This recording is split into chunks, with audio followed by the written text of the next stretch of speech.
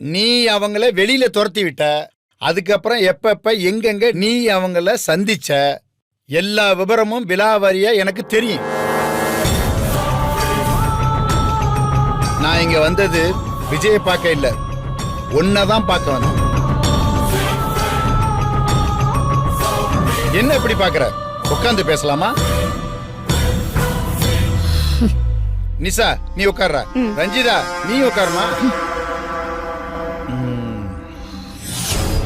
என்ன விஷயம்? வெண்பா கஸ்டடியை பத்தி பேசிட்டு போலான்னு வந்தேன். அதுக்கு இங்க எதுக்கு வந்தீங்க?